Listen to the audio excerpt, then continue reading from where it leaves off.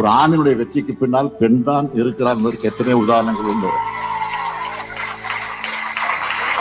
என்னுடைய வெற்றிக்கு பின்னாலும் என்னுடைய மனைவி தான்.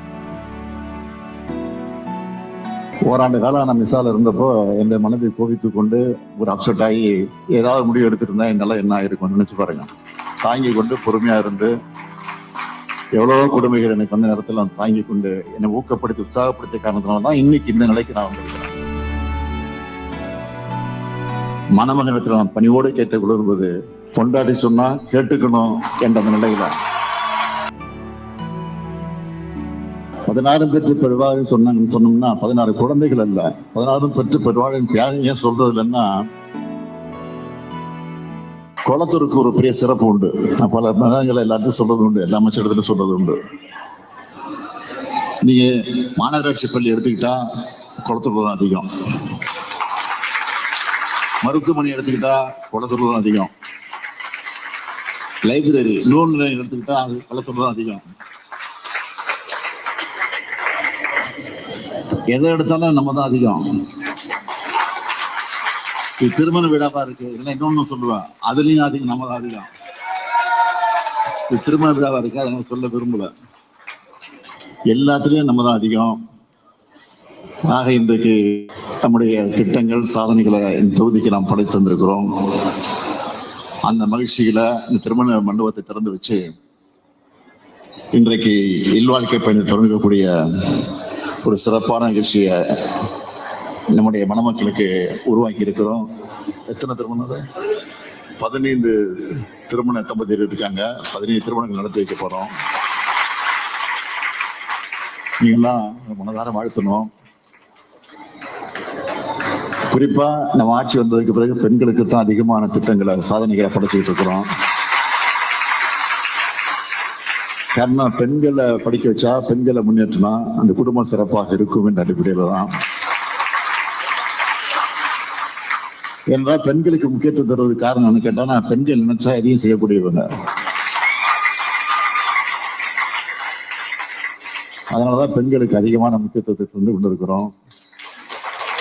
இன்னும் கூட சொல்லணும்னா, ஒரு ஆணினுடைய வெற்றிக்கு பின்னால் பெண் தான் இருக்கிறார் என்பதற்கு எத்தனை உதாரணங்கள் உண்டு. என்னுடைய வெற்றிக்கு பின்னாலும் என்னுடைய மனைவி தான்.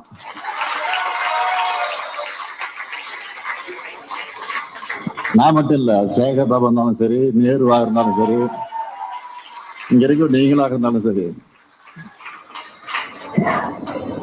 ஓராண்டு காலம் நான் மிசால இருந்தப்போ என்னுடைய மனைவி கோபித்துக் கொண்டு ஒரு அப்செட் ஆகி ஏதாவது முடிவு எடுத்திருந்தா என்னால என்ன ஆயிருக்கும் நினைச்சு பாருங்க. தாங்கி கொண்டு பொறுமையா இருந்து எவ்வளவோ கொடுமைகள் எனக்கு வந்த நேரத்தில் நான் தாங்கி கொண்டு என்னை ஊக்கப்படுத்தி உற்சாகப்படுத்திய காரணத்தினால்தான் இன்னைக்கு இந்த நிலைக்கு நான் வந்திருக்கிறேன். அது மாதிரிதான் ஒவ்வொருத்தரும். அதனாலதான் மணமக்களை நான் கேட்டுக்கொள்ள விரும்புவது, மணமகனத்தில் நான் பணிவோடு கேட்டு விரும்புவது பொண்டாட்டி சொன்னா கேட்டுக்கணும் என்ற அந்த நிலையில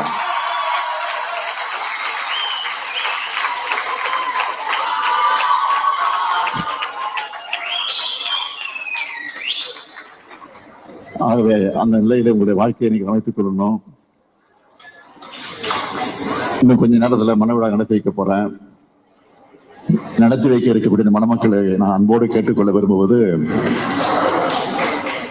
அழகான குழந்தைகளை நீங்கள் பெற்றெடுக்க இருக்கிறீங்க. அழகான குழந்தை பெற்றெடுக்க தான் அவசரப்பட வேண்டாம், பொறுமையா. முன்னெல்லாம் திருமண விழாக்களை கலந்து கொண்டு பெரியவர்கள் மணமக்களை வாழ்த்துக்கிறப்போ நலவோடு பெற்று வளமோடு வாழுங்கள் சொல்லுவாங்க. ஆனா இப்ப யாரும் பார்த்தீங்கன்னா யாரும் சொல்றது இல்லை. சொன்னா தப்பாக புரிஞ்சு கொள்ளக்கூடாது. முதல்ல என்ன சொல்லுவாங்கன்னா 16 பெற்று பெருவாழ்வுன்னு சொல்லுவாங்க. இப்ப என்னன்னா 16 பெற்று பெருவாழ்வு சொல்றதை விட அளவோடு பெற்று வளமோடு வாழுன்னு தான் போறோம். முன்பெல்லாம் பார்த்தீங்க, ஒரு சிவப்பு முக்கோணம் போட்டு நாம் இருவர் நமக்கு மூவர்னு போடுவாங்க. அது படிப்படியாக குறைஞ்சி நாம் இருவர் நமக்கு இருவர்னு போட்டாங்க. இப்ப நாம் இருவர் நமக்கு ஒருவர். நாளைக்கு இதுவும் மாறலாம், நாம் இருவர் நமக்கே இன்னொருவர் என்று சொல்லி நடந்தாலும் ஆச்சரியம் இல்லை.